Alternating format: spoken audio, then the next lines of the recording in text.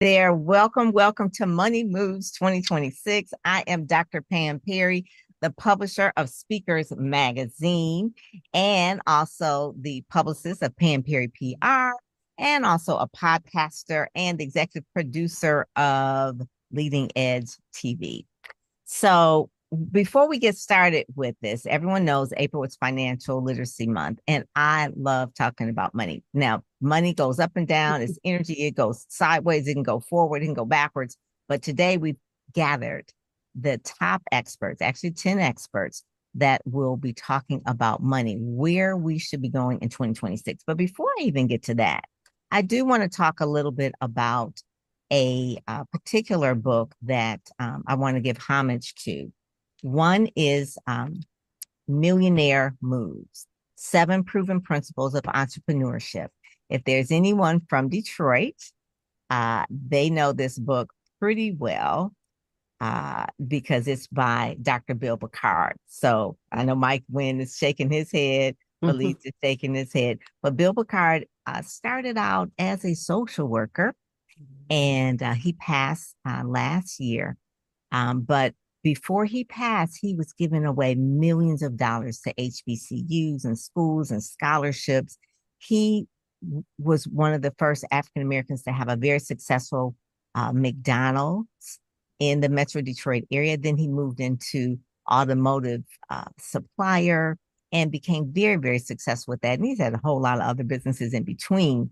But he's the one that Willie Jolly talks about in his book that talks about rich is good and wealthy is better. And one of the things that Bill Bacard said is that you want to make sure that when you're sleeping that you're making money.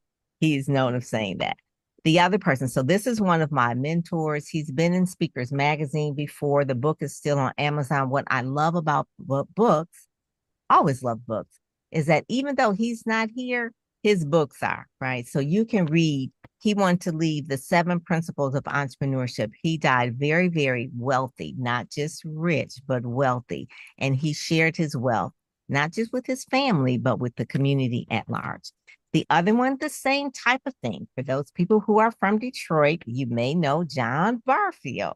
John Barfield is a self-made millionaire, started out as a janitor. I don't know, Mike, if you knew John Barfield, but I helped him produce this particular book. This is his memoir, The Humble Beginnings of a $2 billion enterprise. Started out as a janitor. He's originally from Ypsilanti, but we claim him from Detroit because Ypsilanti and Detroit is together. Now, this particular book I helped promote, where he basically helped him ghostwrite the book with Anthony Nealing, but also he was on PBS. And you know how PBS has those telethons? He did one of the most successful telethons with this book, talking about starting from scratch. Okay, literally starting from scratch as a janitor. So those are some of the things of people who it's possible for you. I want to make sure that when you all leave this particular webinar, that you are filled with hope. Someone who can start as a janitor, someone who could start as a social worker, working with all kinds of back then. Okay, we're talking about like before civil rights were even like around, that even though the situation politically is hard now, think about them. Okay, John Barfield was born in 1930. Okay, he didn't have a lot of rights. Okay, so and then Bill Bacard, he grew up definitely in the 50s. So what I'm going to do right now, I'm going to share a short video of Dr. Willie Jolly, who kind of inspired all of this, because rich is good, wealthy is better. So I'm going to share the screen, and this is on private here. And I want to go over here, and I want to optimize the sharing. Okay, what is that about? Now I don't want to, I just want to optimize it. Optimize, share computer sound on stereo. Okay. Okay, it says I have to put in my password. Okay, you guys, this does not happen. I need my password. Um, enter your password in order to share. All right. I'm going to stop sharing We right can now. see your screen. I know, but I don't want, I've got to put in my password in order for me to share the sound. Okay. Oh, And yeah. that's the part that is kind of crazy. So what I want right now, we're going to go to another part and have our panelists introduce themselves while I find my password. Okay. So if everybody can give, like, the panelists can give their introduction, 10 seconds or less, who you are, what you do, that would be good. Starting with Mike Wynn, and then we go to Dr. Carolyn, then we go Dr. Wendy, Valise, and JJ. And Saran. Unmute, Mike. Okay. It's a pleasure to be here. My name is Michael Wynn. I'm a habit success strategist, a financial mentor, and AI consultant. I help people with habits to find their way through winning strategies through not just knowing and owning their wealth, but to protect it as well. Well, All right. hello, everyone. Can you hear me? Okay, I Yes. think I'm unmuted. Well, hello, everyone. I'm Carolyn Brooks-Collins. I'm the founder of the Fearlessly Confident Women's Coaching Program. And after a 45-year career as a CPA and corporate leadership, I found my voice at 67. And so now I help other women find their voices, especially when it comes to money. Because what I've learned is that it's not just about how much money we have, it's how confident we feel in managing it. And I'm passionate about helping women move from confusion and silence and moving their experience to clarity, control, and financial confidence. Because basically, I help women change their relationship with money, become strategic without feeling stuck. I want them to have a better relationship with money and learn how to handle their money, because having money and not knowing how to manage it, you're really stuck. Hello, everyone. I'm Dr. Wendy Labat. I'm known as the financial healer, and I empower people to ease the pain of inflation, which I think everybody's feeling it right now, overcome anorexic income, obese debt, mindset, knowledge deficiency, and other financial ills, to take control of their finances, acquire the proper protection to prevent financial ruin, build generational wealth, and become financially free and live the life they desire. Awesome. Well, hello, everyone. My name is Valise Smith, and I architect financial clarity for service-based business owners who are ready to understand their numbers so that they can make better decisions and build profitable businesses, which is ultimately going to help them move with clarity and not confusion when it comes to their money. I love it.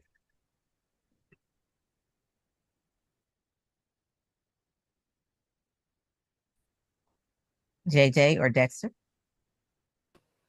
Hey everybody, it's JJ Conway. I help hardworking women and a few good men dump debt, build wealth, and prosper. It's time out for stale, pale, male strategies for building wealth. It is time for us to have some of our own in a society that is trying to take away what little we've got, y'all. And so I would love, love. No, that's not what I was to say. I'm loving everything I hear, because I'm just like, we have got to do the thing. And I'm so excited to be part of this panel of people, men and women, who are doing the thing and making change, financial change, down to the third and fourth generations in our communities. There you go. I love it. Am I Dexter. next, man? Yes, you are. You You just hear on me? time. You just in time. Yeah, Doing yeah. double duty.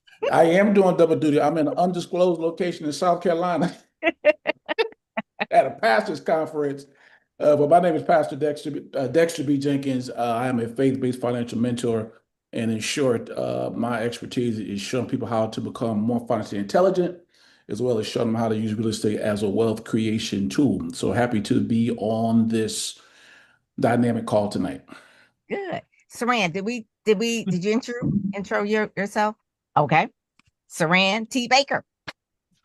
Thank you for having me. I'm so excited to be here. I am Saran T. Baker, also known as your certified bag securer, your money hype woman, and accountability queen. I work with women and entrepreneurs to go from chaos to calm in their finances so that they can live a better life.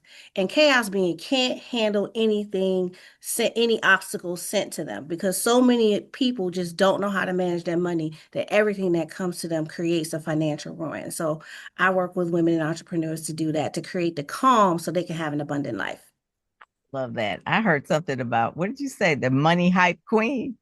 That's right, your money hype queen. I like that. I like anything with the hype. So that's cool. That's cool. All right. So I think we have our panelists, and I'm going to start with the video. I'm going to try that again here to share the video. Okay. And let's see if technology is going to be helpful for me here, because I think I know my password now. I can put that in so that we all can hear this video of my friend Dr. Willie Jolly to kick this off. And because I've got to make sure that you all hear it. So that's the part that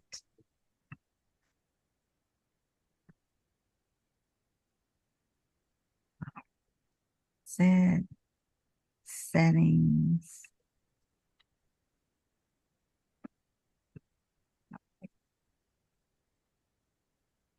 Video recording. Nope. Okay. Let me see if I can play it and it will work. Sharing the screen. You all see, right? You see him? Yes. Okay. And heard also on Get. I don't think that's. Hold on. Optimize, share. Okay, here we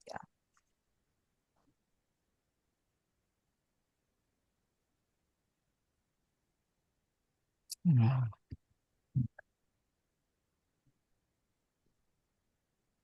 Put in my password. You had it on, you just needed to back it up. So Okay. You heard it though? Okay, yeah. because it Yes, said that we heard computer it. sound wasn't Mornings on. with Erica Campbell across America every day with Wake Up and Win with Dr. Willie Jolly. Do you hear? I'm so honored that my dear friend Pam Perry would invite me to be part of this esteemed collection of financial thought leaders. I wish I could be there in person with everybody else, but I am speaking today in Arizona.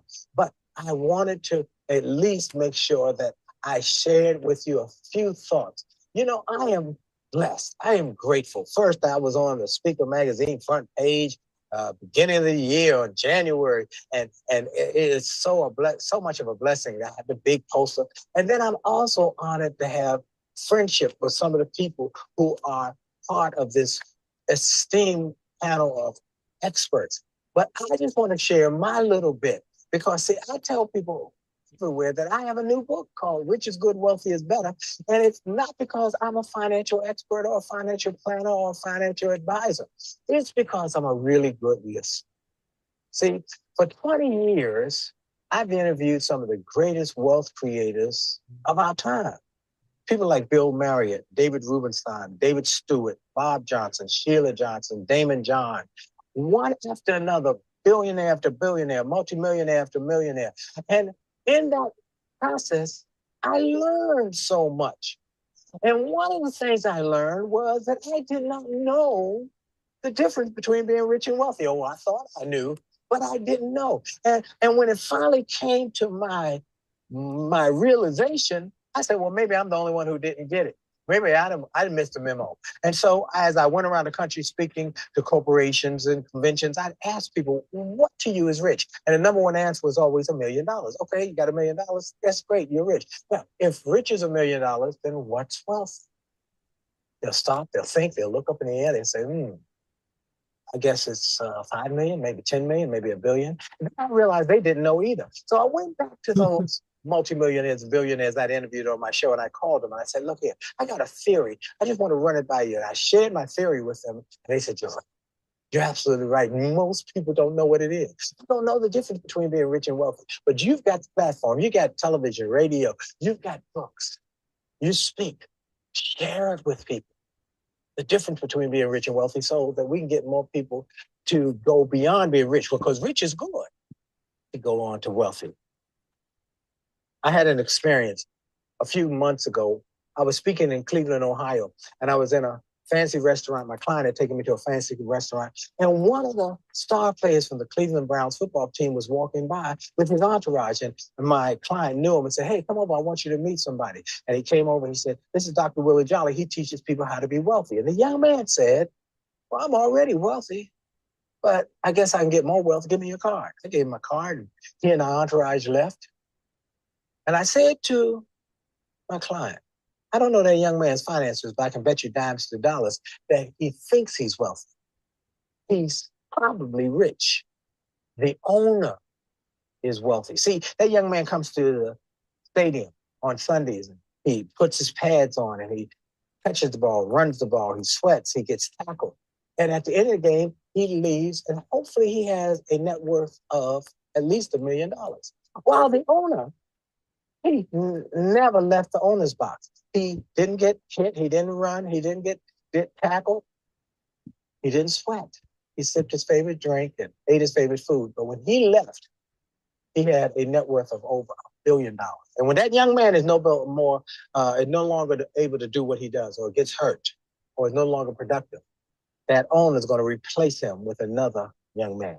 See, rich is good, but wealth is so much better. If I gave you all a ball and said, hit a wall close to you, could you do it? Sure. Now, if I put a blindfold over you and turn you around and around till you didn't know which direction you were going in, would it still be so easy? No, because you can't hit what you can't see. And you definitely can't hit what you don't know. So here's the difference between being rich and wealthy. Rich is the result of money you earn from what you do. And the better you are doing it, the more money you can earn. Wealthy is the result of money you generate from what you own. And you typically get rich doing what you do during the day. And you get wealthy from what you own that makes money while you sleep.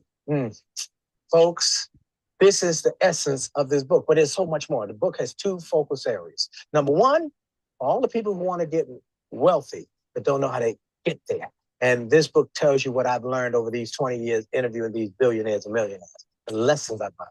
But then the other group is all the people who are buying the book in volume. People buying 7, 10, 30 copies at a time. And that book, that's the one who are the people who have worked hard all their lives, scrimped, saved, sacrificed to create a nest egg, but they're concerned that their children will not be able to maintain it. Or as one man said to me after he finished reading the book, he bought 10 copies. He said, "Dr. Jolly, I'm buying these books because my number one fear is that my children will not treat my money like I treat it. And they'll go through in months what it took me decades and decades and decades to grow." No, that's not going to happen. Before anybody gets in my will, they must read this book. Last thing I want to share. I've been doing interviews all over the country and all over the world for this new book, one after another. Many days I have interviews from 6 a.m. to 6 p.m., one after another after another. I've had so many who've said the same thing. And I'm honored that my friend Dennis Kimbrough is here because he's one of my dear friends. But this is a compliment of the highest order. That they have said, "Dr. Willie Jolly, we've read your book. And we believe this book is the sequel, Think and Grow Rich." What?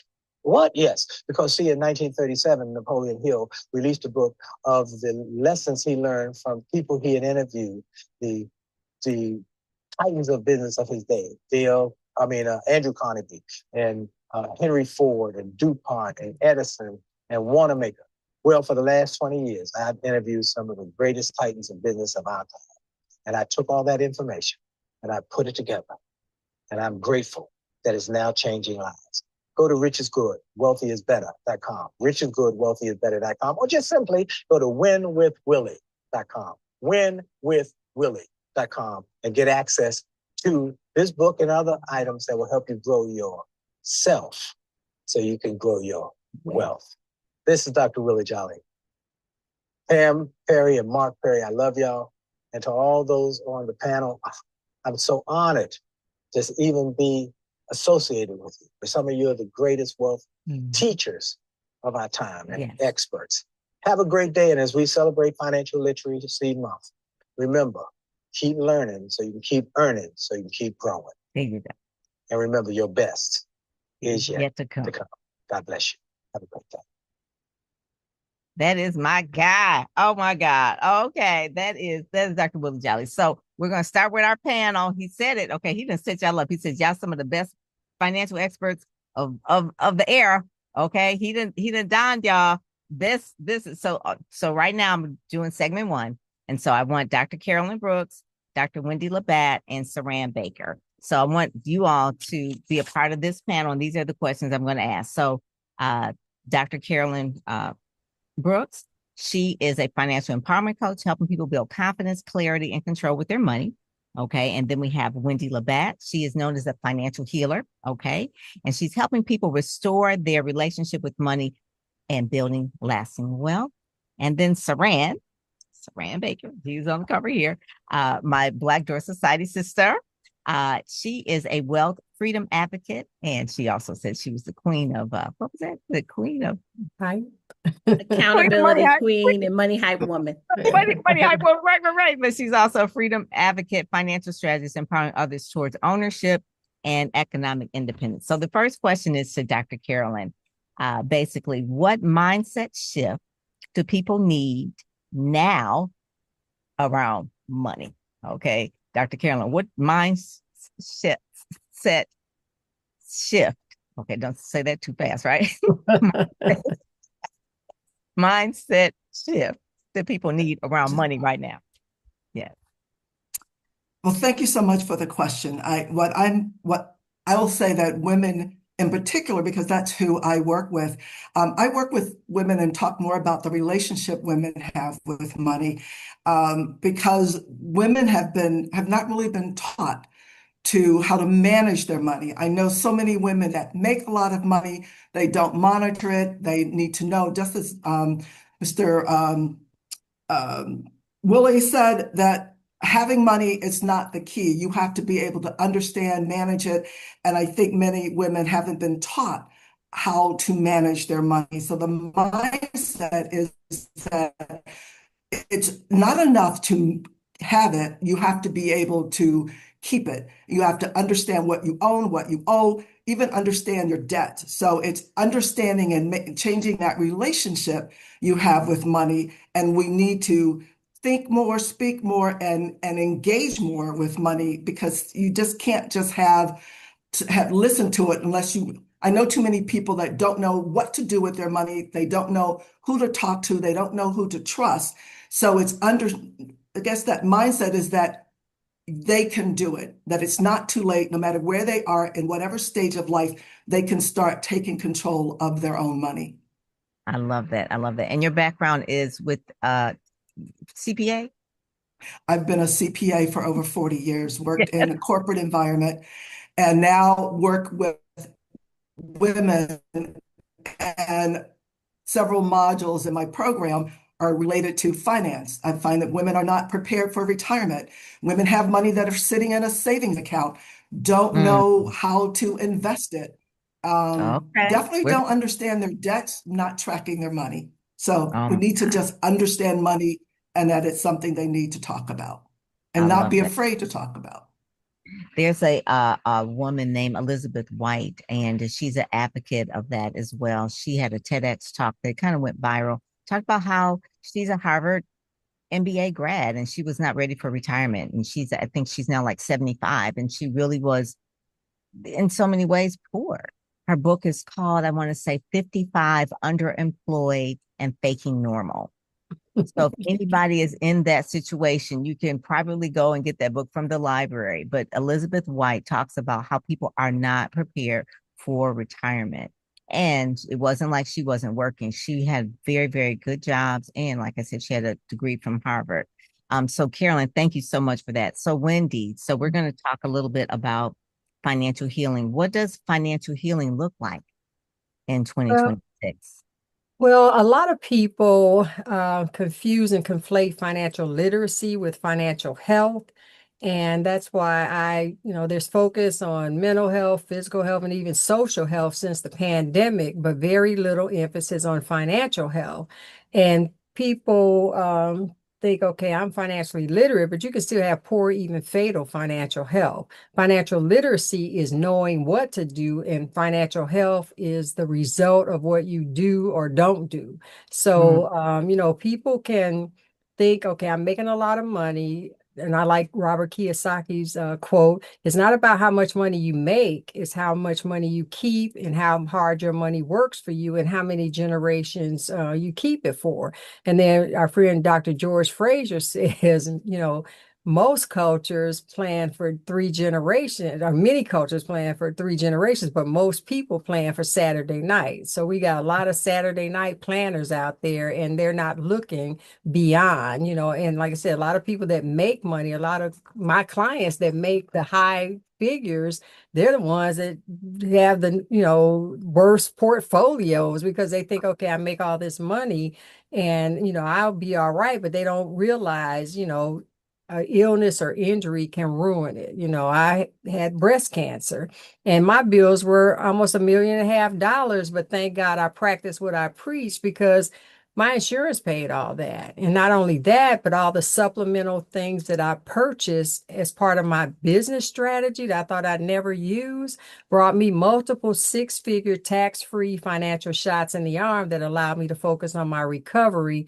and not worry about money, So people, financial health is about, can you bounce back? Just like with your physical health, if you get treated or you're prepared for whatever the illness is, you can bounce back. I wasn't really prepared for breast cancer, mentally because I never thought I'd get it. We all think we're never going to deal with a situation, but the fact that I had the foundation with the health insurance, the life insurance, those supplemental policies, breast cancer ended up being a profitable diagnosis, an opportunity. I hate to say it, but it Or it could have was, taken you out, or it could have taken you out. The it could million have taken dollars me could have out. taken And you it out. takes So so many people out because I love that. they want to be penny wise and pound foolish.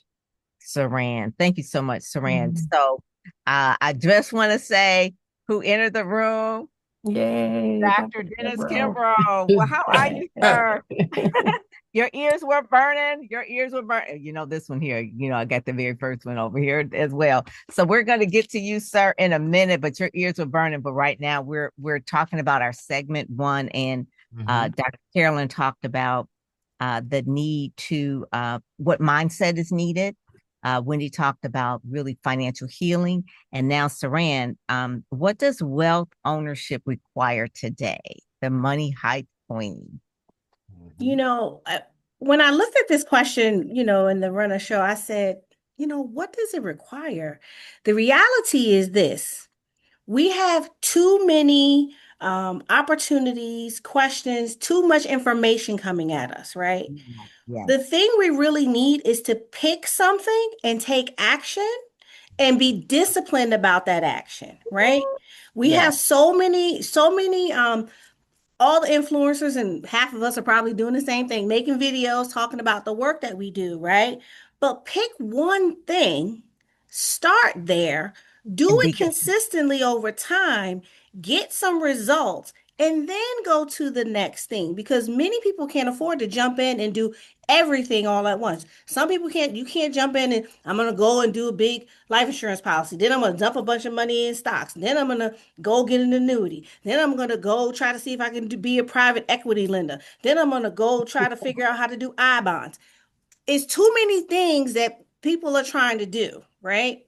Pick one, be consistent at it for some time. I say give yourself at least 12 months, right, of consistency. Maybe more depending on what it is, but get there and be disciplined. The other thing, and I talk about this a lot in my coaching program, is if you don't have a solid $20,000 to $25,000 in cash that you can touch for emergencies, make that your first goal, right? Celebrate along the way in non-financial ways, but get in a place where when stuff happens, you're not worried about how you're going to do it, right? You can't handle it because you don't have any money put anywhere to do anything, and you're looking crazy, right? And it's not a big amount of money, but it's somewhere to start. And so really right now, and and for many people don't know, I'm in the DC area, and so many are impacted financially here in the DC area. Six-figure earners, right? Like Dr. Wendy was talking about. And I was one of them years ago when I lost my job making six figures. I made a lot of money and spent a lot of money. I mean a lot. But and then I had to go figure out why I didn't have any when I got laid off. And I only had the retirement plan. And so that's why it's important. Pick the thing. Do it. Get with one of the people on this panel to start something and be consistent about it over time. That would be my main piece of advice right now. I love it. And you just said something too, that everything happens for a reason. Wendy talked about that. Carolyn said she just found her voice at 57, I think you said. And there's certain things for the 67, 57, I can't remember. But you said that, certain things along our life. 67, that's fine. I'm 72 now. What? No way. Oh my God. Okay. This girl, really, you looking good. Check her out in Speakers Magazine. Go look at them pictures in there in Speakers Magazine. But the thing of what you said is that when you were laid off, Saran, you made a pivot and you made a determination that this will not happen again. And so you learned, you're not just talking about theory, you're something you learned from lived experience, which is really, really important. So really quick, I'm gonna go to the next segment. The rapid round question was, if you all can say one thing, what's the one money habit people should start now? So we'll start with Dr. Carolyn, and then Dr. Wendy, and then Saran. You kind of said yours, but what is the one money habit, and write this down, that you should start right now? I think people need to understand what their inflow and their outflow of money is, tracking their money and keeping a budget. I think a lot of women or people just don't understand. They know how much money they make. They don't know what the outflow is. So you have to track it. And there are many techniques and apps that they can use, but they need to understand what they own and what they owe. You can't get to your net wealth if you don't know how much money you're spending. Yeah, that is good. There are some apps. I think Mint is one. We should have had them as a sponsor, and there's some other apps as well. I can't think of the other one, but I know Mint Rocket Money is one, and Monarch is another good one. Monarch that it will track all of your credit cards, all of your inflows and outflows, even your investment accounts can be linked, and it'll give you up to the moment expenditure. Transaction comes through, it'll ask, what is this? For you to have to categorize it and name it.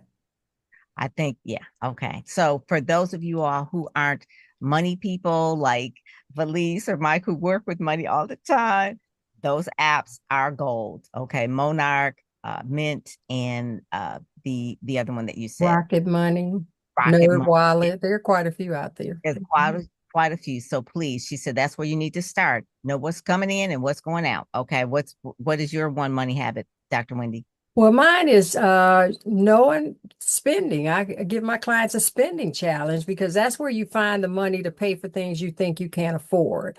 I had one client did the spending challenge, and at the end of the 30 days, he said, Dr. Wendy, I spent $600 eating out. And, he's a businessman. So I said, okay, where'd you take some clients out or what? He said, no, it's me and my wife and sometimes the grandkids. And it wasn't that he couldn't afford it, but it was an aha moment for him to say, wow, $600, I could have paid on a debt. I could have invested. I could have paid a bill or something. And so many people just disregard the spending, especially now when everything's so digital and it's a cashless society. You tap that card and you don't track it, but you got to know not what your expenses or income. You got to know those too, but the spending, you'll be surprised at how much you actually spend on that coffee every day, eating out at lunch and things like that. So I would say just be disciplined in your spending.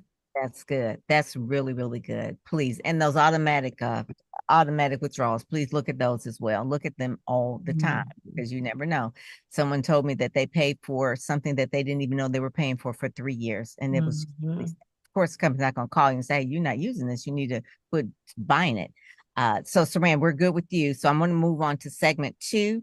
And I want to go to, we were talking about habits and being consistent. We're going to talk with Michael Wynn, Dexter, and Valise. So all three of them, just to give you a little bit of who Michael Wynn is. Doctor, I'm calling you doctor already, Michael Wynn. Okay, here we go. Michael Wynn is a financial literacy expert and success strategist, helping people create wealth with purpose. That is who Michael Wynn is. He has a book. This one is called The Habit of Effect, Your Life, Your Money. The forward up here is by Dr. Del Toro McNeil. He was also on the cover of Speakers Magazine. And his other book, Habits Don't Lie, 7 Habits to Overcome Obstacles to Win. And you also have a new book, Doctor. I'm calling you doctor. There you go. Okay. Scam-proof habits. So tell us a really quick one about that, what that's about.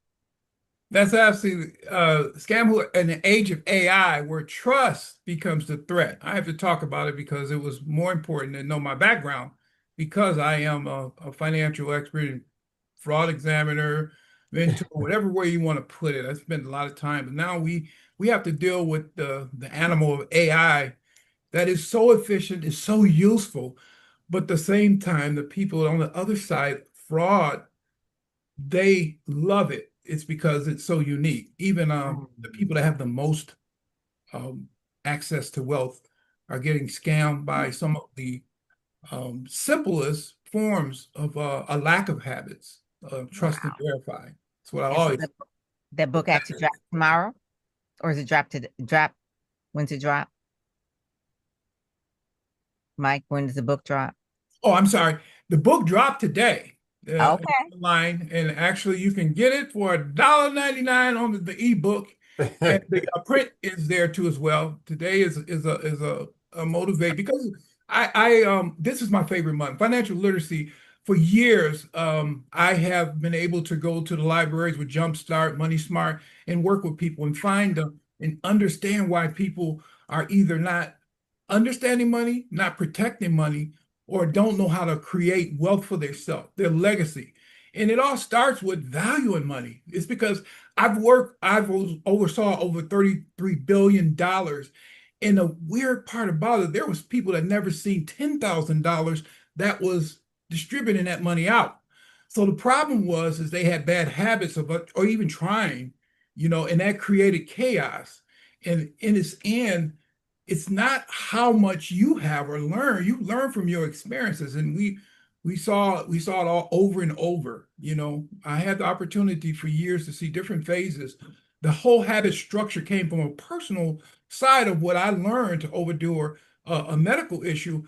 But when reality came to how valuable it was with habits, I was selected as the first auditor in the casino and saw how that operation worked. And then I went over to UAW and then the educational, which I spent the last 15 years in. And it's a scary situation when it comes to understanding the value of protection. Fraud is big, and it's going to be bigger with AI, is what you're saying. So hold the book up again. It's called Scam Proof. Scam Proof Habits.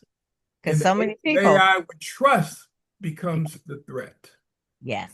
And so many people are afraid of AI anyway, and then financial. And so when Carolyn said, oh, there's different apps, or when you talk about different apps, it's like, should I put my money in there? Will I be scammed? So please, before you really start moving, making all those money moves in 2026, stop and wait and look to make sure things aren't scammed. You aren't scammed. There's so many things. And Valise, she's an EA, so I'm gonna let her explain what that is, but she helps professionals turn financial clarity into business confidence and smarter money decisions. She also has a book that is right behind her in that blue over there. You can see that. But tell them what an EA is as well. So, a EA is an enrolled agent. And much like tax attorneys or CPAs, enrolled agents, we are authorized to represent clients before the IRS on tax matters throughout the 50 United States. So if you need tax resolution or tax representation, we are the ones that literally focuses on the tax law and are prepared to represent you to make sure that the IRS doesn't scam you out of your money. When she said IRS, everybody just stood attention. Okay. That's just one of them words. It's like, what? What? Okay, IRS. So she can help you with that part right there. And then Dexter B. Jenkins. Basically, one of the things about Dexter, he had this particular book, but he started out with this book. This one is Getting Your Money Straight and Building Wealth, 52 tips to help you do that. So sometimes it's so overwhelming to read a lot. This tips booklet is one of the things that really helps you with that. And then he did this particular book here, The Real Estate Wealth Creator Blueprint. He's been on the cover a couple of times as well. Dexter is a real estate wealth creator and mentor, teaching everyday people how to build generational wealth. So that's this segment. Okay, that is just this segment too. So number one question, Mike, it says, what financial move are people overlooking?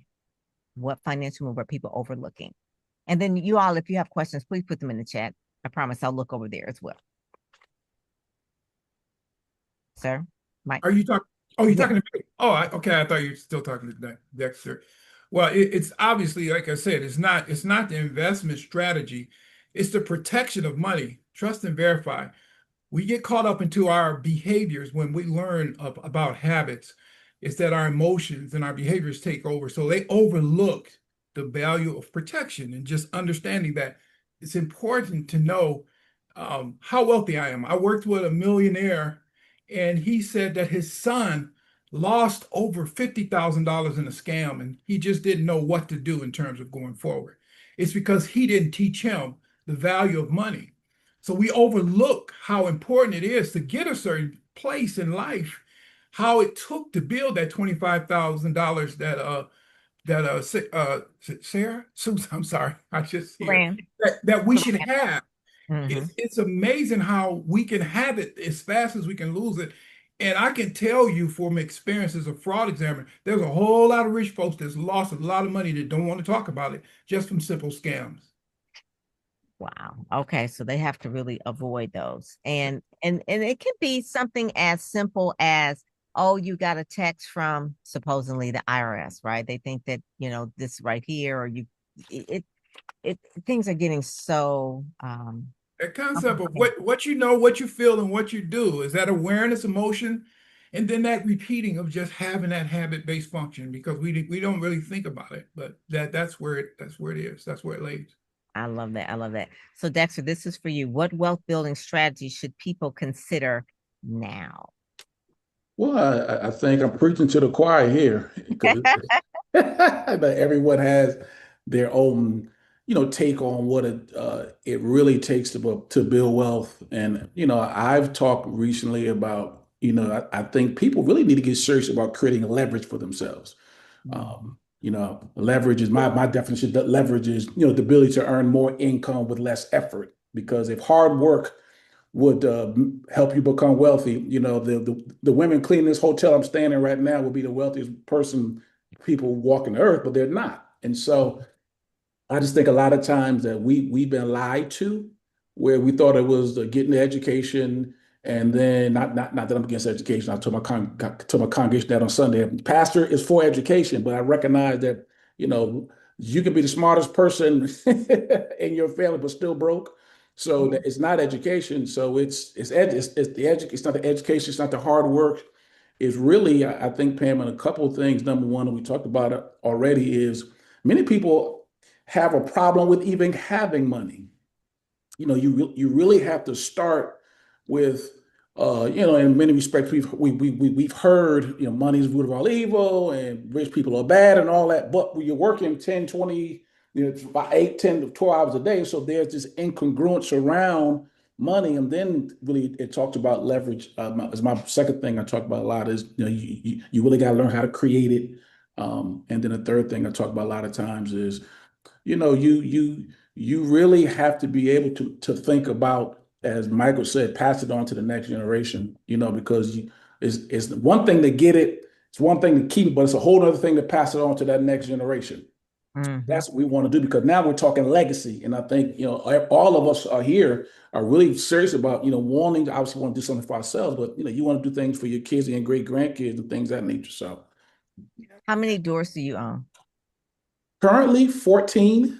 And then where did it start? Did you have one passed down to you, or did your Yeah, dad yeah, not yeah. have? I was fortunate enough. My dad was one. It's in my book. My dad was fortunate. My dad was one who always preached ownership, Mm-hmm, and mm-hmm. particularly in two places: on where you live and on where you work. And so, when he passed away back 3 years ago, he left me, I think seven of those doors that my wife and I have accumulated those other seven on our own. But dad was just really adamant about Dexter. He never said this, but this is what I heard. Dexter, make sure you own things that do two things. Number one, that appreciate in value and that produce cash flow. And so And he that's was what, adamant about that. and that is one of the reasons why you talk about real estate as a wealth creation tool. I think you told me that his father left him something, or there was a farm. Yeah, yeah. Well, it started, and I talk about that in my book too as well. I talk about something called legacy soil, Legacy soil. Okay. Not the legacy real not estate. the 40 acres in the mule that we were promised. This is something Yeah, yeah. that Well, that it started with that we ain't get it, So now the inflation has kicked in, so it's a lot more now.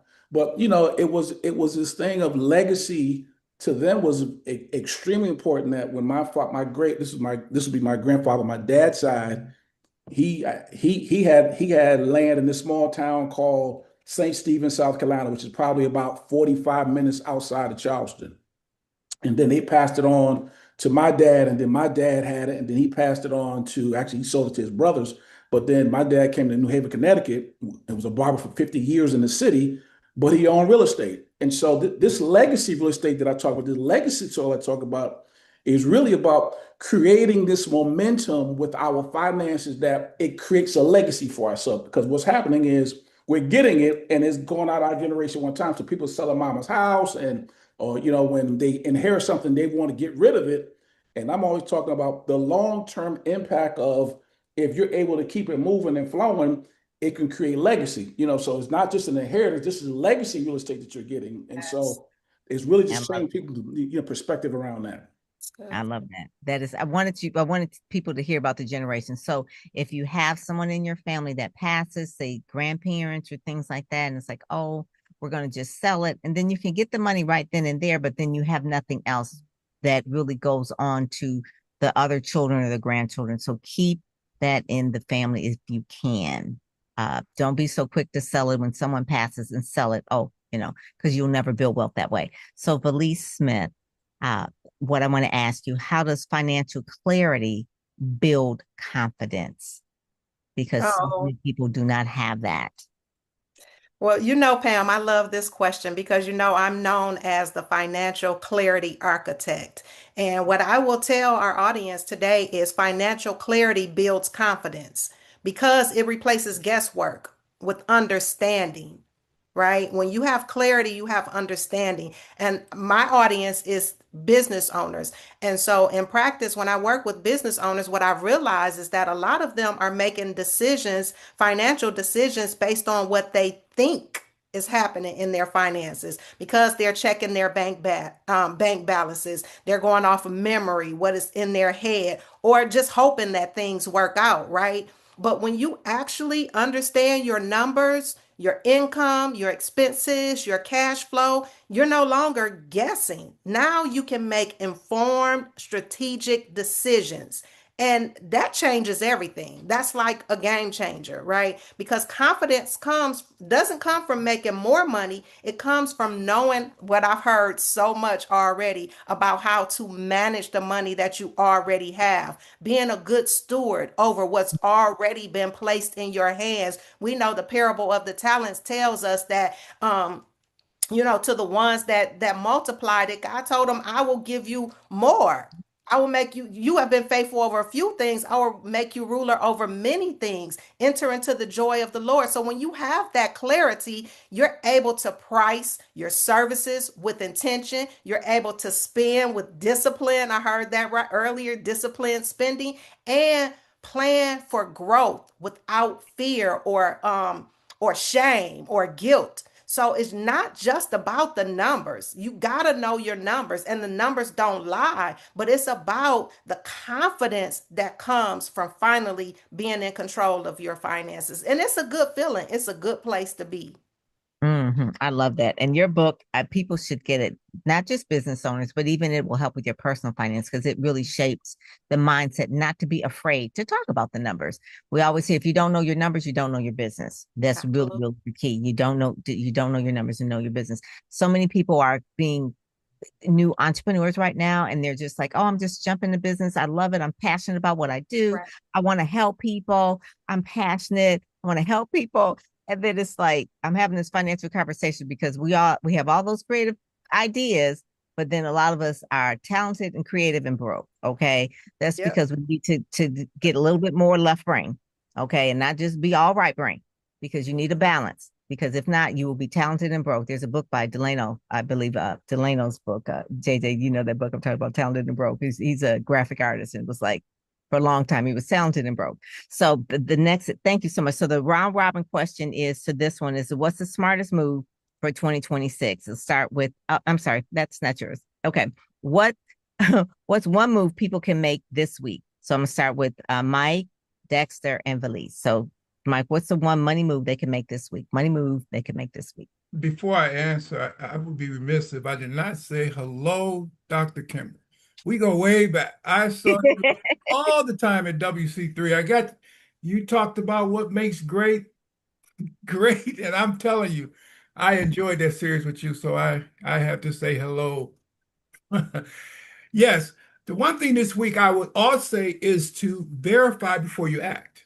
It's never going to change. That is the habit to have, is to verify you act. Some of the best of us are getting taken with clones, with banks. They are good. Verify before you act. Pause, relax, but verify before you act. I love that. Check the email too. Check those emails. When people send them emails, check it. If this is Gmail or if it's a .gov or something like, check it. Check it. Then just that whole thing. Please verify. Too many scams are out there. I talked a lot about that. Yes, that is so true. Who was that? Okay, but the next Joseph. Okay, yes, definitely. Oh yes. So it's so many PayPal scams and fish, they call it phishing. So they're not going to catch any fish here. The thank you, Joseph. Dexter, what's the one money move people can make this week? My one money move would be to make up their mind that they're going to get good with money. Everything starts with a made up mind, and I think a lot of times because of as the point I made earlier, we haven't made up our mind that it's okay to want to become wealthy. We stay in this middle place. And I remember Bishop T.D. Jakes said this. There's great power in a made up mind. And so that would be my exhortation is, for people to make up their mind and go for it. That is so true. And Valise? Well, one of the things that I always say, and I think it's a great, simple but powerful money move that you can make this week, is to give every dollar a destination. Ooh. Before you spend anything, decide. Wendy like that. Wendy and Carolyn, both of them, they're like, yes, that is it. Yes, before you spend anything, decide where your money is supposed to go. So for my business owners, whether that's paying yourself or operating expenses or taxes or saving, that's one of the frameworks, the signature frameworks that I operate out of is putting your money in pots, paying yourself, operating expenses, taxes, or savings. Because what happens for a lot of people is that when everything goes into one account, every dollar looks available until it's not. Until it's gone. And when it's time to pay taxes, you're like, well, I don't have any money to pay taxes because you spent it, because you put it all in the same account. You need to allocate and separate your money as it comes in. Every dollar needs a destination. That's good advice. That's a good advice. I looked at a book in the bookstore the other day. Michael Manchowitz, I can't pronounce his last name. Michael Michalowicz. I figured you would know, right? Yeah. He talks about that a lot as well, about having different pots and having different bank accounts for different things. And I never really heard that before. I was like, I just have one bank so I can have one relationship with one bank. It's like, no. Well, you know what, Pam, it's also very similar on a personal side to the envelope system that we all may be familiar with, that we used to use for personal finances. It's the same thing. All things, it's instructional for your personal, it applies for your business. The same way you handle your personal finances is the same way you're going to handle your business finances. You just got to make sure that you're keeping everything separate and you're not commingling. Yeah, that part. Okay, we're gonna drop the mic right there. Nope. Commingling. Okay, these new entrepreneurs, you're gonna know what that is. Okay, you need to Yeah. get in touch with some of these folks here. Okay, so the last segment, JJ and Dennis Kimbrough.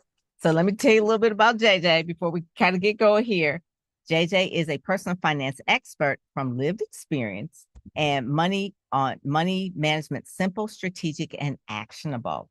She is also a lieutenant colonel, physics, brain. Okay, she's got a PhD in that, so it really is Dr. JJ too, because she's got all of this. But the main thing, the live experience, is that she got herself out of, what was the debt amount, Dr. JJ? What was it, JJ? Lieutenant Colonel JJ. Over $845,000 in debt. Almost $1 million. Almost $1 million. Okay, almost $1 million. And she did not file bankruptcy. She did it the long way. And she's been on the cover of Speakers Magazine. She's going to be in the cover of June, but she has an event, JuneteenthLegacy.com. She's looking for speakers. JuneteenthLegacy.com. George Fraser is just one of the one speakers she's having. It's Juneteenth, obviously, during the time. It's in Tulsa this year. All right. And then now, Dennis Kimbrough, I got all your books. I think I loaned one of the other books, but this one here, The Wealth Choice Success Secrets of Black Millionaires. And this one, way back in the day. Ooh, look at that one there.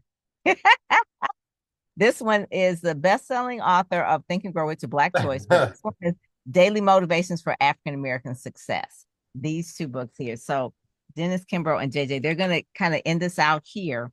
But I want to start off here with questions for Dr. Kimbrough. What do people misunderstand about building legacy wealth? What do they misunderstand the most about building legacy wealth? Wow. Pam, thank you very much for having me on the show, and I apologize. And I apologize for this whole setup. You are in my office at Clark, Atlanta, and you could tell why I never Zoom here. I'm always at home. The lighting and this, that, and everything. I wasn't supposed. I had a conflict. I had a student I have a doctoral student in my higher ed finance class, and she had a presentation that she had to do, and this was the only time, and I thought I could do both. Anyway, I'm here. Listen, I know how you are. Your students come first. That is no doubt about it. And that is okay. You are here. You text me, and it is right on time. So let me tell you, because wow. To answer your question, I take the same position that Napoleon Hill took. Napoleon Hill, and thank you very much for sharing my book. That is book number 17 for him. The last book, he had written 16 books, and the last book that he was working on at the time of his death was a Black version of Think and Grow Rich. Even to this day, people say, man, how did you rip Hill off and this, that, and everything? And I said, I did not rip them off. They asked me. I didn't ask them. I get a phone call out of the blue, literally out of the blue, from W. Clement Stone and the like. The only reason why I want to share that, Pam, and to the audience is it is simpler, it is easier than people can digest. Why? Because when I was going through the dog days, that 7-year ordeal, and I couldn't find a quarter with the roadmap, and there I am in Chicago with W. Clement Stone, and he says, young man, he says, when this book hits, your finances are going to increase exponentially. And I looked at him like, yeah, whatever. And he said, promise me that you'll save 10 to 15% of every dime that you earn. And I still do that. And that's going to segue into my next point. I got 3 points. When I was researching Black millionaires in the early 1980s, folks were looking at me like I was crazy. And even the folks that I was interviewing, they said, well, why do you want to talk to me? And I said, well, this is a part of my research. And one thing I learned at Northwestern, you ain't got nothing till you got data. So part of that research was I got a chance to survey the top 150 Blacks in corporate America. One of the biggest mistakes that we make right now, there are roughly 2 million Black millionaires in the United States. You got about 1.8 million, according to the Federal Reserve, of the 62 million millionaires across the globe. If you look at that nearly 2 million, the majority of them are not business owners. Well, how in the world do they earn their wealth? Through the one habit that has always been in existence. You get a home, you cash it out, you save 10 to 15%. I don't care if it's 401k. I don't care. You know, you got so many different money market, platforms right now. And that is one of the, that's one of the habits that has worked. And then last but not least, to highlight and underscore the above, W.B. Du Bois wrote that seminal book in 1897 called The Negro in Business. All right. And in that book, that 800-page book, read the first 30 pages of that book. He has 2 quotes in there that has worked as time has marched on. He said, the man or woman who won't control his or her finances won't control anything else. And Valet Smith, I was listening to you. You're telling, your team and the folks who use your services handle your finances the way you handle your business, or handle your business the way you handle your finances. That's what Du Bois was talking about. When he says he won't control anything else, he meant if you don't care about the money in your pocket, and I can go ahead and pull out my billfold, and my billfold will get bigger after May 8th. Why? Because my oldest granddaughter graduates from college and I get her out of my wallet. So I'm going to feel like I got a pay raise. If you don't care about the money in your pocket, what do you care about Black college rates? What do you care about, Black on Black crime? That's what Du Bois was talking about. And then number 2, he says, within the first 30 pages, nothing positive will ever occur in a community that fails to circulate its dollars. So I was on another podcast. It was Black women, and it was the Black women in the beauty industry. And I just made a comment. I'm saying, man, according to Pew Research, the average white female spends 5% of her monthly budget on hair and beauty. The average Black female spends 25% of her monthly budget on hair and beauty. So with that data, I wasn't, look, women, I got 3 daughters, I got 3 granddaughters. Y'all go do whatever you want. You earn the money. I'm not here to tell you, how to spend your money. But I teach the largest class in the AUC. What is the AUC? It's Clark Atlanta, Spelman Morehouse, ITC, Morehouse School of Medicine, all the schools right here. No one in the AUC has a larger class than me.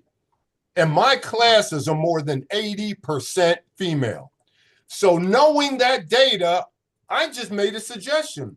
Well, since you spend 25%, how come I don't stand in front of some Sephora scholars? How come I don't stand in front of some, Chanel scholars? How come, and on, based on what Du Bois said. So, we got to become better stewards of our money. It's not how much you earn, it's what you keep. And there's an economics theory that I always share with my students. It's called velocity. And economically, in that economic theory, velocity has a bunch of different meanings. But the one meaning of velocity that I use and that I share with my students is the economic theory of velocity is how fast money makes an impact on your life. And I make my students promise me that they will always live by slow velocity. If I got the average student in my class and I gave them $100 or $500 right now, that would have a quick impact on their life. But hopefully 10 years, 15 years from now, I give them $2,000, $3,000, they wouldn't even know it was in their bank account. Why? Slow velocity. And you want to make sure that you're not impacted by it overnight. Why? Because it has a controlling impact over your life. So I just want to share those with you. I am honored to be on the segment, and I am truly humbled and truly blessed. You were calling Michael Wynn doctor. Please don't call me doctor until next September, and let me enjoy my summer. And come September, I'll be doctor whoever you want. I don't want to be nowhere near academia, man. I know. Thank you so much. So, you know what? The beginning of this book, you mentioned John Barfield. You were thanking him, and we had started out. You weren't here, but I was talking how I helped him with this book. Wow. And how it became a PBS special, and he raised Yeah. money. And that was part of the thing of, he's from Detroit. So Yes. smalls were actually in his wedding. But Yes. this is the man that started as a janitor, became a billionaire. Okay. Yeah. Started as a billionaire. You talk about some other people in here. Ken Brown from Detroit. You interviewed him. You interviewed Janice Bryant Howard. She's billionaire. Billionaire. Out in California. Oh my God. And then just, Tyler Perry and Damon John and John Johnson. I mean, all of these things here. But this book right here, if you don't have it, The Success Secrets of Black Millionaires. And you know what they always kind of say, if you want to keep a secret from Black folks, what do? Yeah, throw it in the book. Throw it in the book. But he'd already wrote the book and told you the success secrets of Black millionaires. So get this book, okay? Get the book. This is like you spent a lot of time doing the research. So you spent how many years writing this book? Wow, man. That book, The Wealth Choice and Think and Grow Rich, Your Black Choice was 7-year ordeals. Yes. And simply because I would write a letter and wait. It's different now. Yeah. I didn't have any bandwidth. I didn't have any name recognition for the first. Have AI. So I was begging for interviews and I got them, and I've been blessed. That is good. So JJ, one of the things I want to ask you, what practical money strategy works right now? Someone who has crawled out of almost $1 million in debt. Okay. Yourself, what is the one thing that works right now? What money strategy? Before I give you the strategy and make a whole lot of people mad, what I'm about to say, let me just preface it with pay attention to what's going on in the world. Every time our administration does something crazy, people panic, they sell their stocks, and somebody's buying them up. They don't look like most of us. Well, they do if some do, but mostly the cronies of the administration. Every time something has been given, something has been taken away. Oh, we're going to do affirmative. This is back in the day. We're going to do affirmative action. We're going to let everybody go to college. But then they deregulated college loans. And now college loans are siphoning Black and brown wealth out of communities at a fast rate. Almost equivalent to the fast rate that wealth is being depleted through the last 2 years. Just in the last 2 years, if you go look at these stock market numbers, the few people who finally saved up something, they finally did it right. Now, all of a sudden, panic sets in. The economy is crazy. People are selling when they should be buying. And when they're selling, somebody else is buying. It's legalized pillaging of wealth out of mostly Black and brown communities. So my recommendation for practical, we were talking a lot about theoretical, and I'm loving everything. I'm like, man, they've got all my talking points. I'm like, this is an esteemed panel right here. But just to get practical, my practical tactical recommendation for people right now is to move yourself to a cash position. So what does that mean? If you're robbing Peter to pay Paul, and you can't hardly make ends meet, you can't pay your bills, let's get tactical about your finances and use the tips that have been shared here today to understand where your money's going. I like how she said give every dollar a destination. I like to say give every dollar a job because my money is working for me. All right. Give every dollar a job, understand what you're spending, and get that together. We got to get it together. Ain't nobody coming to take care of us. We got to get it together. And so then if you have a little bit, then learn how to invest. And I'm not just talking about invest in myself or invest in the next big conference or the next big mentoring program. Yes, those are good in the right time and place, but we need to learn how to invest in what's working right now. And this is where all the big money people are doing. They are still doing the stock market and real estate. So get us into a cash position so we can be the ones that take advantage of that. One of the best things, and then I'm gonna yield the floor. One of the best things that I ever got to do as an investor was be able to take my investment dollars in my self-directed, that means the profit is tax-free IRA, and be able to help out a black family where someone was attacking their slave lands. And it happens more often than you would imagine. I was able to take my money and stop somebody else from stealing their land, and then sold that land to a developer who was going to care about the community that I care about, and we all made money. We all profited. But you can't do that unless you're in a cash position. Yes. Oh my God, that is so good, JJ. You bring the fire. So tell people about Juneteenth, okay? Before we kind of open it up for questions, tell people about JuneteenthLegacy.com. All right, Juneteenth Legacy is is one of those things that come out of the fire, because in my career as an Air Force physicist for over 23 years, one of the things that is a blessing and a cursing is that a lot of people didn't realize I was black. They usually thought I was from India, or they thought I was Hispanic. And so after I actually officially become Dr. Conway, I'm ABD, but once I finish, I'm going to write the book. I heard what you said when you didn't know I was black.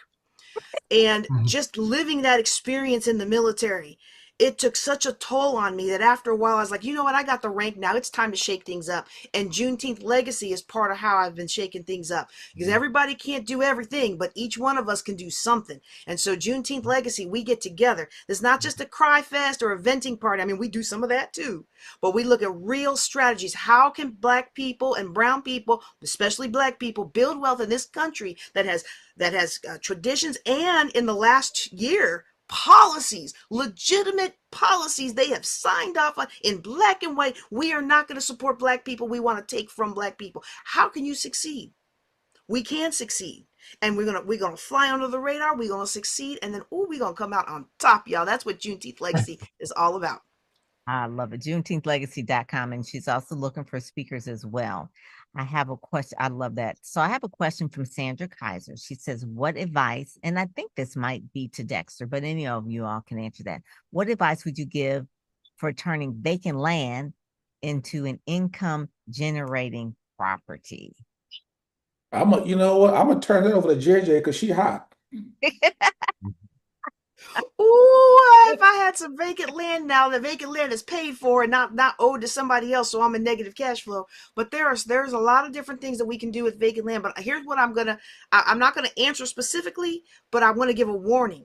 Do not let somebody come in on your vacant land and profit off of your vacant land, and you haven't had that contract or anything researched and vetted by people who are on your team, your own legal counsel, who's going to make sure that you're getting taken advantage of. Because if but for the grace of God, I remember a time I was about to buy me a good old piece of land. We were going to put some a Comcast thing on it. We had an agreement working with Comcast to put up an advertising. We were going to turn part of it into RV storage, and we were going to save that because it was a beautiful piece of land that we were going to use for ourselves later. Whoa, when we got into looking at the details of what was going on behind that land, and the municipality planning commission, what they plan to do in that area for the next 10 to 20 years, we realized they were putting a dump on us. All right. So if you don't already have the land, that's the kind of thing you want to watch out for, because land can be very profitable. But if you had some land, there's so many, and I'm gonna love to hear other suggestions. But I mean, storage, development projects, joint ventures. But again, you've got to make sure that you don't get left holding the bag, because that's what happens to us time and time again. If we enter into this joint venture, we're going to work with this developer. They're going to sell these houses. They're going to take our 40 acres and they're going to sell all these beautiful homes. And then all of a sudden, we don't get what we were supposed to get. And so, but yeah, you can do all kinds of development. I mean, there are people out here making money. They're making money with tiny homes. They're making money holding festivals. There's so much that you can do. It's not about what can I do with that land. It's almost what can't you do with the land. I love that. I love that. One of the things Wanamir Oliver asked, JJ, how did you bounce back from your debt?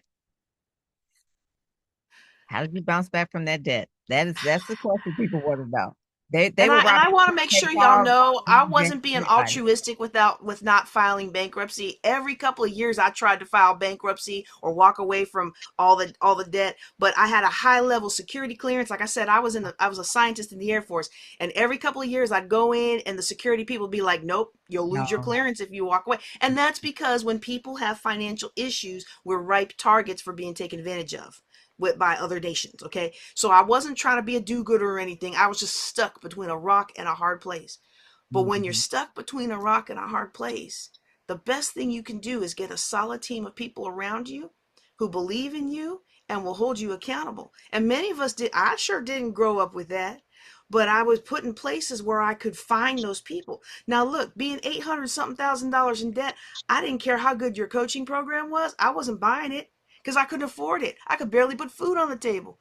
People from my church, Lieutenant Colonel in the Air Force, people in my church were giving dollar bags of clothes for my boys. You know how humbling and embarrassing that was. Whew. But really just coming up with a plan and saying, okay, step by step, how am I going to do this? And so we can get into the mechanics of the businesses that I use to do that offline. But I got through about the first 120 was commercial debt. The rest of that was real estate debt. And I discovered I was really good at teaching people how to invest in real estate and how to get out of debt. I said, oh, so that's how I ended up making out. All the rest of that was just using what the Lord had given me and not Yeah, chasing after what he gave everybody else. I love that. Sean McDaniel, he asked or she asked, it said, what are the pitfalls to inheritance property and how to protect yourself? Trust funds, when it is a good idea and when is it not? Is there a middle ground vehicle to protect inherited assets? So Sean had a lot of questions right here. It sounds like he needs to come to your conference, Dexter, in October. I mean, those are kind of like high level. That's an offline discussion. It is. So put in Yeah. dexterjenkins.com, but he can actually, I think that's one of the things that you do talk about at your conference in October. And you want to tell them a little bit about what that is. What do you call that conference? Yeah, it's the Wealth Creation Summit. And so we've done that for the last 3 years. And really, it's people gather from all over the country to answer one question: how do we use real estate as a wealth creation tool? And so something JJ was talking about land and wholesaling and fixing, flipping, those are different strategies that you can use for real estate. And so that's part of it. But the question is a valid one because I think a lot of times we don't do the legal things that we need to do to cover ourselves. And so to make sure that you get, I always say, a real estate lawyer and not your cousin who does nine other things, but then they dip in real estate every now and then. Right. And so getting a person who is savvy in real estate, and then if they're going the investing right, someone who is, because all lawyers, all attorneys aren't created equal. Some of them don't like to deal with investors, and so if they're going to go that route, I would encourage them to do that as well. So. Real estate lawyers. So we're gonna no more questions here. I see in the chat. We're gonna do one round robin and ask everyone the same question. Basically, what the money move. So the money move for 2026, one that you are doing, or the one that you suggest, or the one that you see that is working. Because I want people to have actionable things to do. I want to thank Saran for being part of us. She was the cover of Speakers Magazine, so make sure you go there. Dexter was a cover as well. Dr. Willie Jolly, he came in first with the video, got him in here. Definitely Dr. Kimbrough. Where did Dr. Kimbrough? He's probably with the student over there. What are you doing, Dr. Kimbrough? We have JJ. She's on the cover, but she's actually going to be on the cover. What are you doing over there? I see you over there talking to students. It's like, okay, well, tell them to give you a couple of minutes first. Round robin, everyone just basically tell a little bit about what is your money move for 2026. Or either inspiration or hope that they need to have. A lot of people are going through, especially what Saran said in the DC area as well. What is it that you could do to right now? And then also drop your website or how they can get in touch with you for more information, or where you would like them to follow you on social media. So we can start at the top and work our way down. Popcorn. You want to start Saran first? Right. So I want to say this. The money move for 2026 is this, and this may or may not be a popular opinion. Just say no. Ooh. And the no is to people asking for your money that didn't earn it. because we don't talk a lot about the black tax. And that is when you make it, bunny ears, the responsibility that you get for others in your family. And what happens is we can't keep going because we made it, quote unquote, but we didn't really make it because now we're saying yes, and it really is taking away from our future wealth. It doesn't mean you don't help them. It means you got to say no for a period of time to get to a point where your yes is a solid yes. And it's not about loaning, but you're not loaning from your principal. You're learning from the interest you earned on your principal, right? We giving away the seed instead of planting the seed and then giving from the harvest. Love that. I love that. So just say no and don't feel guilty about it, because then you'll have to go to talk to Wendy, and she's a financial because you're feeling guilty and emotional about saying no to your family. But you basically, that's a money move right there. So don't feel bad about that. Dexter, I'm gonna ask that question to you, and then I'm gonna ask that question to you, JJ, and then Mike, Belize, and Wendy. I like what JJ said.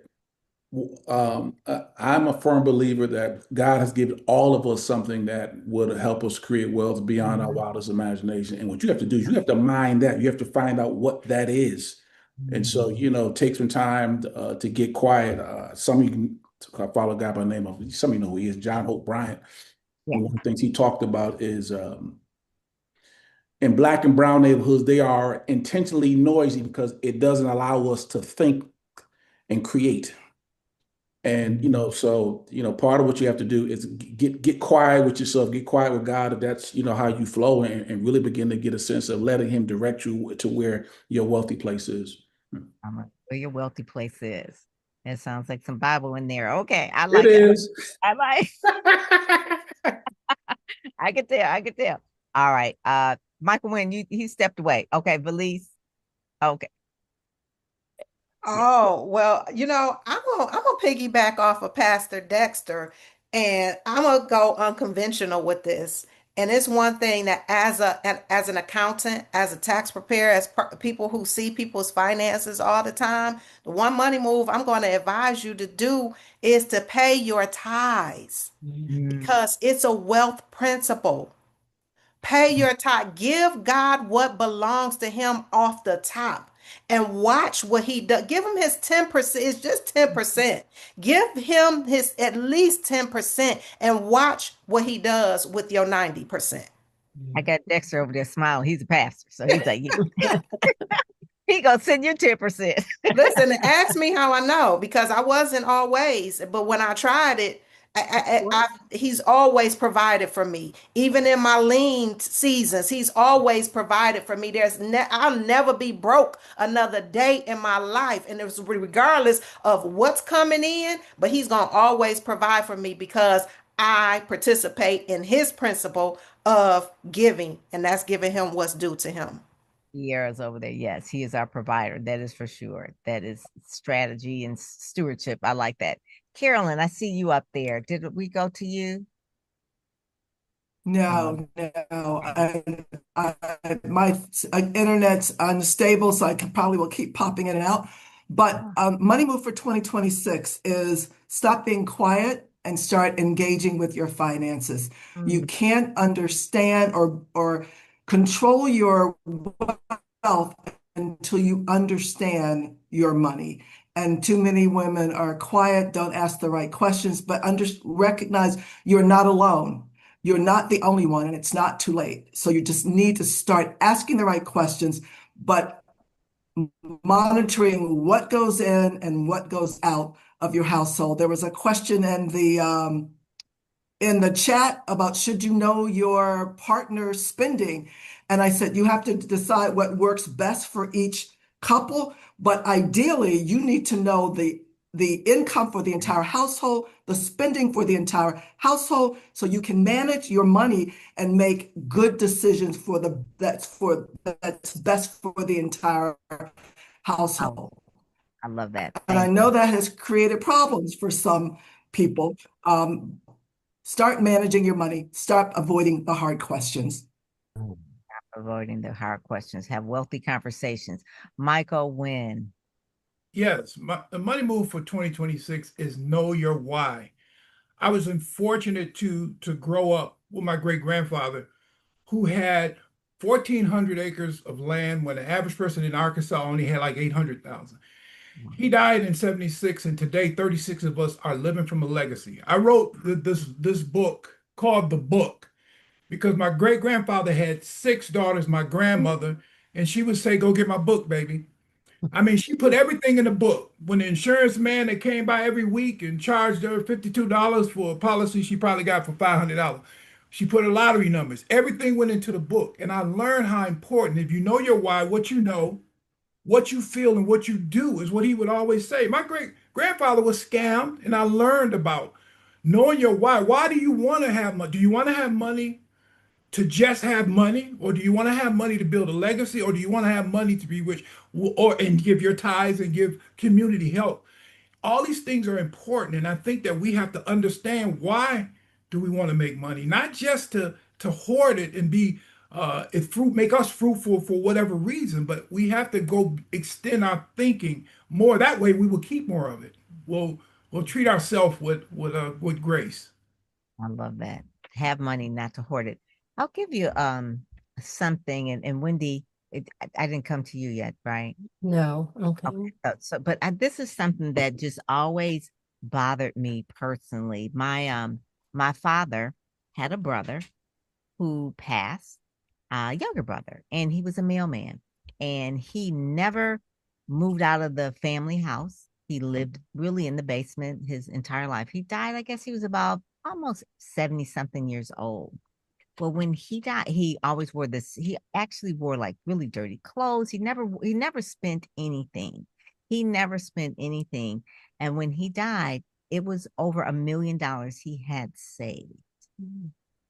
The house was dusty, dirty. He was living without heat.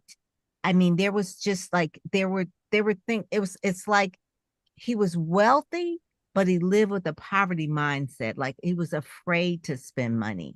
And that's another extreme.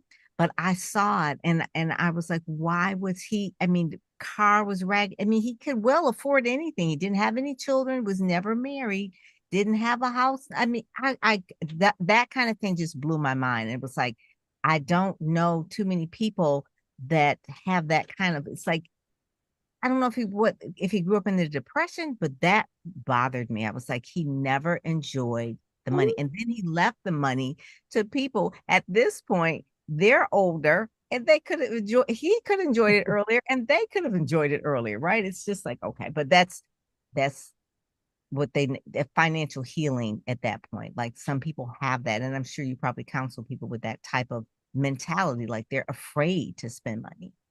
So what is your money move that people need to make in 2026? Well, mine is my mantra. It's when you think right, speak right, and do right, things will flow right to optimize your financial health. And things aren't money, and just money, I should say. It's your discernment, it's your relationships, it's your, opportunities that you can take advantage of. It's, just being able to have everything when you think right, speak right, and do right, things flow right because, they're there for you. You understand and you can recognize that. So, and that's what I live by, and it's worked for me. And, I'm spiritual, I'm a tither, so I amen to that.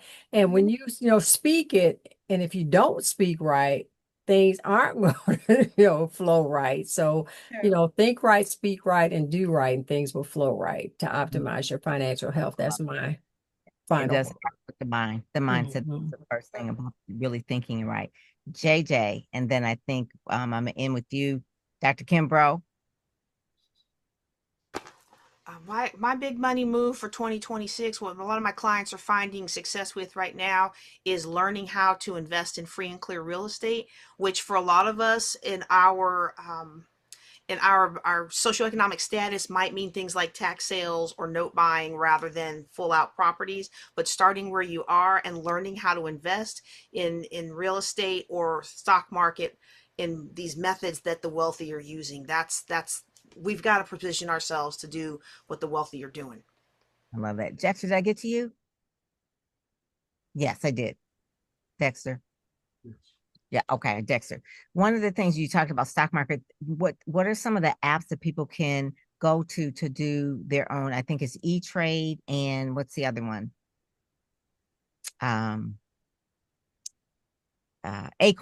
Acorn as well. So some of those things where people can actually do their own trading by just investing in that. And it's like fractional shares and that sort of thing. But, you know, I'm not giving financial advice.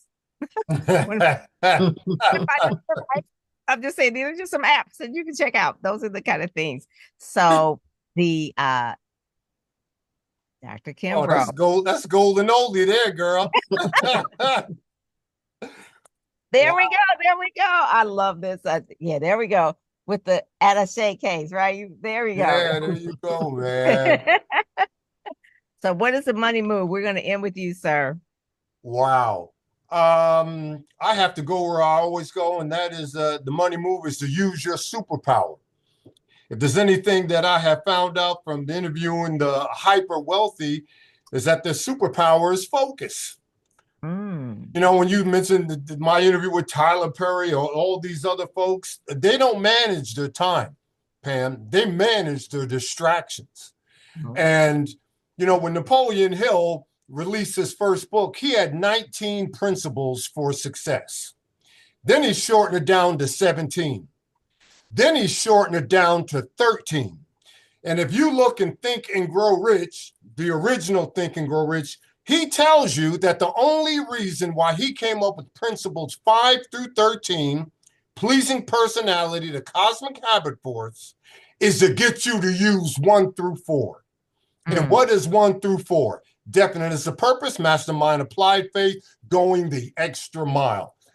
Keep it simple, but you got to focus on it. Because McKinsey and Company, they conducted a study. And they found out that when you are focused, when you are completely engaged, you are in a state called flow. But when every distraction gets you out of flow, according to McKinsey and Company, it takes 27 minutes for you to re-engage and get back in flow. So you think about all the times you were distracted over the course of the day. Focus is your superpower. You can do anything you want if you are completely engaged and, you know, with your labor of love. I love that. That's a word right there. That's a drop mic moment. I got that right there, because we live in an age where feels like part of ADHD phones and everything buzzing. And they got Alexa, then we got AI and the chat. It's just the superpower is focus. Yeah, Kia wrote it down. Focus is your superpower. They don't manage their time. You said they don't manage their time. They manage their distractions. They manage their distractions. Yep. And so we are right at time. I figure we would end about 6:30. I just want to thank all of you all. Put your information again in the chat.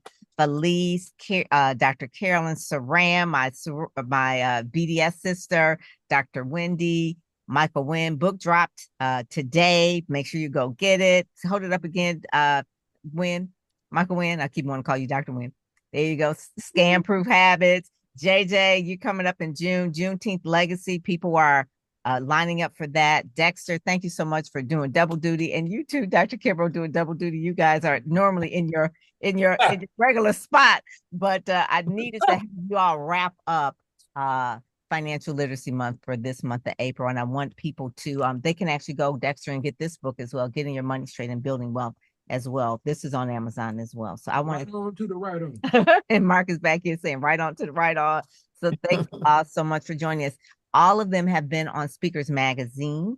They were a part of either digital cover or real cover, or Mike Wynn, who's part of Speak Sell Shine. If you want to be a part of that, go to speaksellshine.com, apply. We have it coming up October 5th and 6th in Washington, D.C., National Press Club. It will be safe. Okay, don't worry. And at the Howard Theater as well. I know, it's like, oh my God, what is going on? So those are the dates. So go and apply, speaksellshine.com. And Speakers Magazine is coming up. The May issue is going to be fire, and the June issue is going to be fire too, with JJ on the cover. But thank you all so much. Make sure that you get the books that we talked about. Okay, they are what I call those things that the secrets are in there, right? The secrets are in the book. So please read the books. If you can't read them, get them on audiobook, because I'm sure some of your books, Dr. Kimber, are on audiobook. I think they are. I just bought the Wealth Choice, so yes. Speaking. Good. And then also, Dr. Kimbrough, the movie. Did you talk about the movie? Oh man, that movie is still in a state of flux, but they took snippets out of the movie that I cut with the folks out in California for another movie. I let the Napoleon Hill Foundation go through all that legal stuff. I just keep my head down and working on book number 6 as we speak. Okay, all right. I just want to know what Dr. Kimbrough do to look so youthful. He looked the same as I saw him in 1989. I'm telling the truth. He looks the same. I was in a class. He looks the same. Wow. His brother got something that he need to bottle. Every Tuesday and Thursday, I chase around 300 business students. So okay. Ooh, that's it. Well, you guys, thank you all so much for joining us today. I want to say also to any of the people who were came into the waiting room, you probably saw like a little song that was coming in. It was a theme song. I want to thank my Black Door Society sister, Dr. Roz, talk about someone who is making money using her gifts and skills. She created the song, did the video for me, and she's a psychologist by trade, but she learned how to do AI in a way that I didn't want to learn, and now I pay her to do that. So if you all see my theme song, she did that. And if you need to know how to do it, I can give you her information, okay? All right. Thank you so much for joining us today. And I'm Pam Perry, and I am out. Thank you guys so much. This has been really, really empowering. It was wonderful. Thanks for having me. Nice seeing everyone. Good night, everybody. Bye-bye. Good night, everyone. Thanks so much, Pam, Thank for inviting us. Oh, thank you. Thank This you. is my pleasure to be on your panel. Oh, good. God